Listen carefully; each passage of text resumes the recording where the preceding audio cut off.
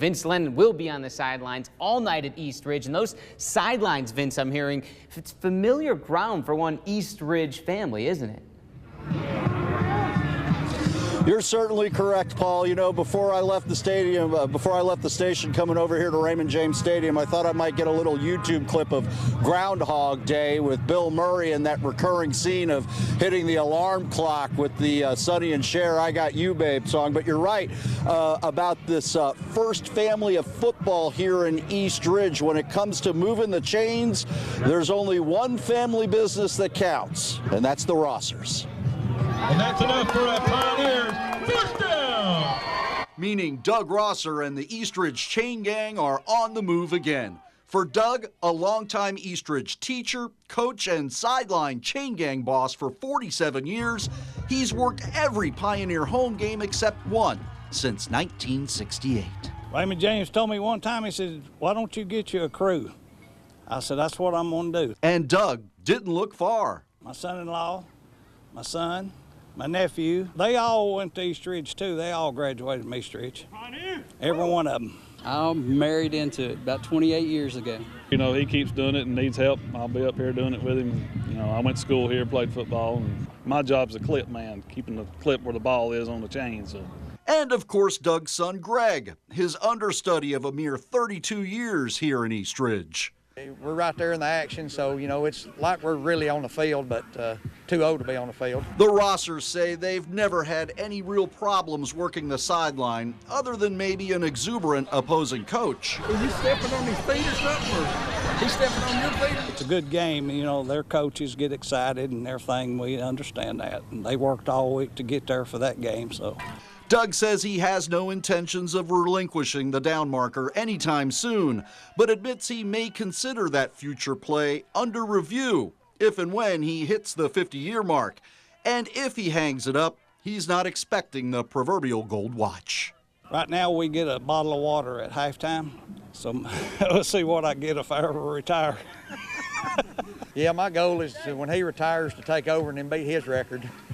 Well, he says he ain't going to retire. He says he's going to die on this. Well, that's true. So I got a lot to look forward to.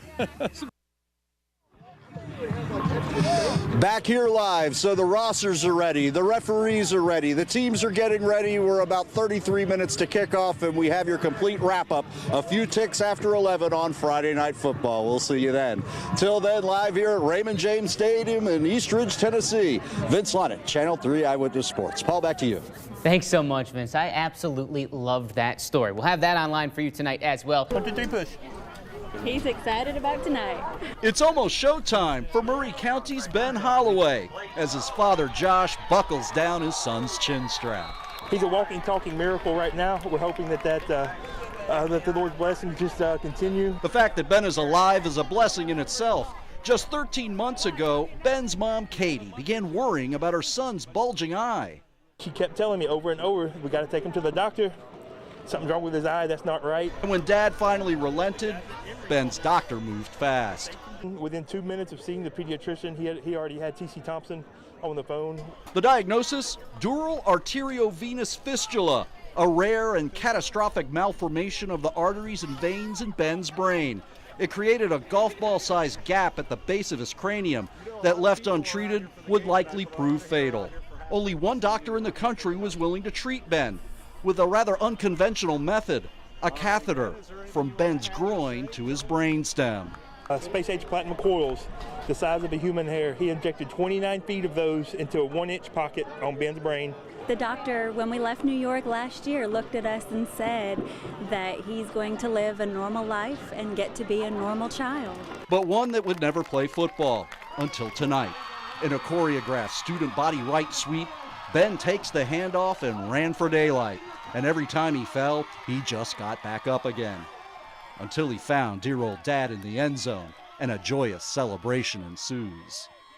It's awesome because we don't realize how blessed we really are just to be able to walk and go to work every day. And I wanted our team to experience that, our coaches, our fans, because if we could all fight like him every day, we'll all be better people.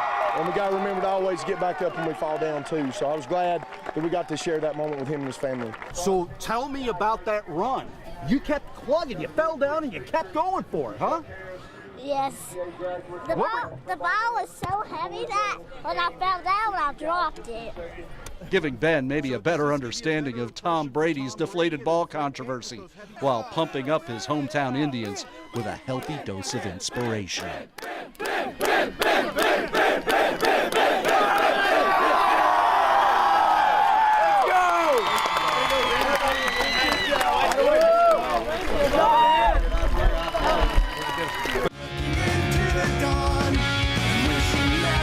Would you believe the singer for the punk rock band Pulley and the Chattanooga Lookouts pitching coach is one and the same? Nobody really knows. They don't know enough about it to really ask a proper question, and so I've tried to always keep them separated and just stay focused on what I'm doing at the time. Currently, Scott Radinsky is coaching up the Lookouts battery of young arms, but every offseason, it's back to the band. It's just normal. It just seems I got this time I'm doing this time I'm doing that, and then I'm doing this. Everything's kind of laid out, and it seems normal to me. But abnormal to most everybody else. Growing up in Simi Valley, California, Radinsky followed his two loves, the Dodgers and punk rock. As a teen, his first band, Scared Straight, was known for its straight-edge monastic mantra, no alcohol, no drugs, no sex. Well, I got 3 kids, so I guess I'm not straight edge. But he does have an edge, both musically and professionally, as pitchers like the Lookouts' Jarrett Martin are finding out. You know, it doesn't surprise me. He's got that personality where he's just different in a good way. You know of your punk rock history. Did he hire you despite being the straight edge guy from Simi Valley High? Yeah, I don't know if he knows quite about that past. This guy knows his business. His job is pitching. I mean, he's a punk rocker, but I tell you what, he knows pitching and knows it as well as anybody. Radinsky's approach on life to everything having a proper time and place served him well as a player, coach, musician, but maybe more importantly in the most important game of all, life. In 1994, while he was with the Chicago White Sox, Radinsky was diagnosed with Hodgkin's lymphoma. Thank God we live in a world today where they've figured out some modern medicines that can cure some certain things, and I was fortunate enough to get something that could be cured. And the beat goes on for Rad, who I had one little surprise for at the end of our interview. His first ever record from 30 years ago. That's awesome. That's a guy who did his homework.